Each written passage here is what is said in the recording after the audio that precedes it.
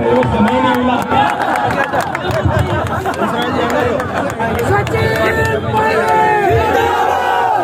छत्तीसगढ़ का नारा है। मुरारी मीना जी की धर्मपत्नी हमारी बहन सविता जी, प्रकाश बैरवा जी, वेद जी, चेयरमैन साहब, ब्लॉक अध्यक्ष जी, सभी हमारे जो आज मंच पर उपस्थित हैं साथियों, सबसे पहले आपका बहुत बहुत धन्यवाद कि आज मैं कुछ समय के बाद चाकसू आया हूँ। और आज सबसे पहले हमने अंबेडकर साहब को आज याद किया, उनकी जयंती थी 2 दिन पहले, और शुरुआत हमने करी फुले साहब की मूर्ति को माला कर अंत यहाँ किया बाबा साहब की मूर्ति को सम्मान देकर, क्योंकि ये हमारे इतिहास और संस्कार का प्रतीक है। हमारे समाज में सुधार लाने वो मूर्तियाँ हैं जिसका हमको अनुसरण करना है।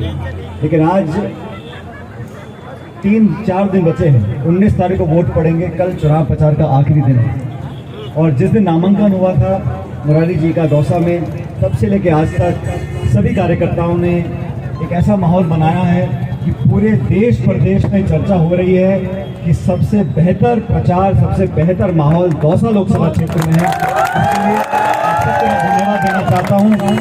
लेकिन साथियों, ये चुनाव देश का भी चुनाव है। इस देश के चुनाव में हम लोगों को बहुत अलग सोच रखकर वोट डालना है।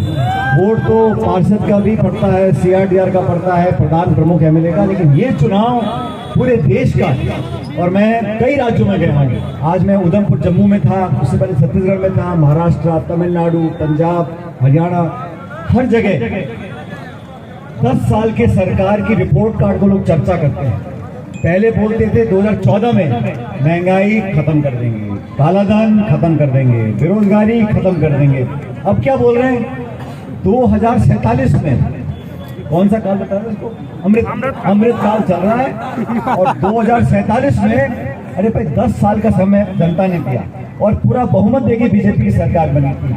ना तो किसान की आमदनी दुगनी कर पाए, ना लोगों को रोजगार दे पाए। और सबसे अहम बात यह साथियों, नौजवान आप समझो इस बात को, देश में जो संस्थाएं हैं, लोकतंत्र का मतलब ये नहीं है कि हमें वोट देने का अधिकार मिल गया। वोट तो रूस में भी पढ़ते हैं, वोट तो पाकिस्तान में भी पढ़ते हैं। वोट देने का अधिकार लोकतंत्र नहीं है। इस देश में जो संस्थाएं हैं,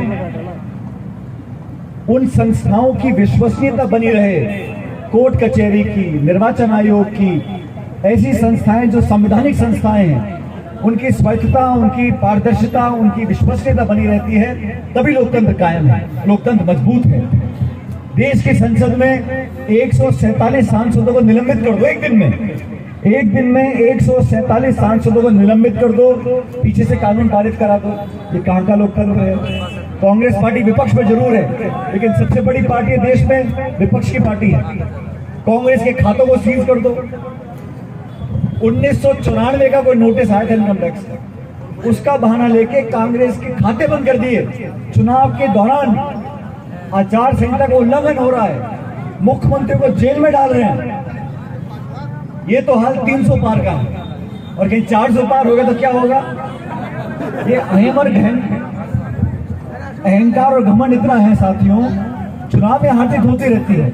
हम हार को भी स्वीकार करते हैं, जीत को भी स्वीकार करते हैं, लेकिन विपक्ष मुक्त बना देना, कांग्रेस मुक्त बना देना, नेताओं को डरा धमका के साथ जोड़ लेना, इनकम टैक्स को, ED को, CBI को, सबका दुरुपयोग करो, देश में ऐसा माहौल बने।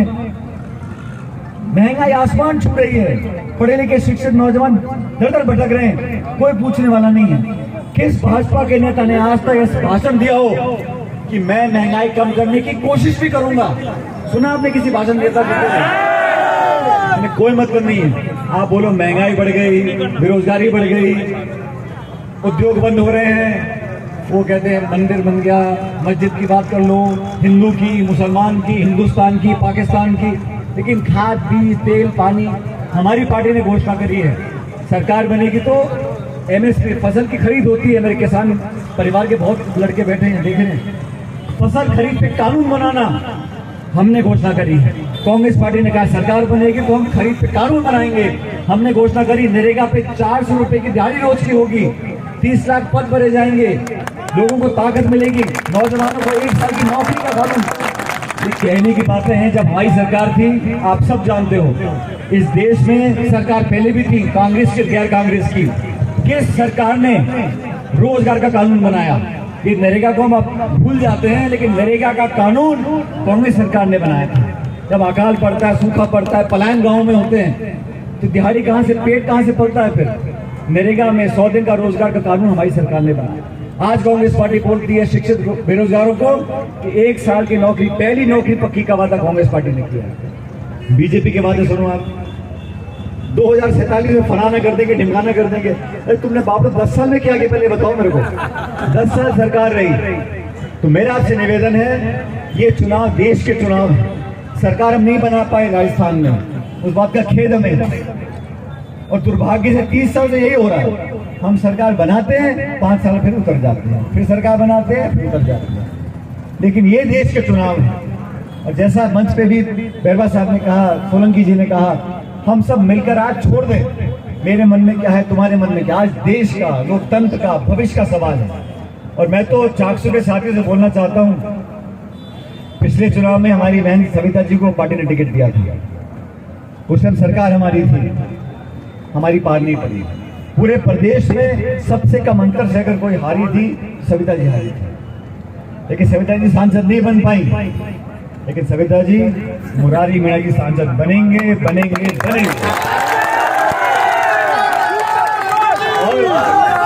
और आप लोग मेरी बात सुनो ध्यान से, डीजे बजाने से, ताली बजाने से कोई सांसद नहीं बनने वाला। सामने वाली पार्टी बहुत मजबूत है, संसाधन है, सरकार की ताकत है, सब कुछ झोंक देंगे वो। उनकी भी नाक का सवाल है।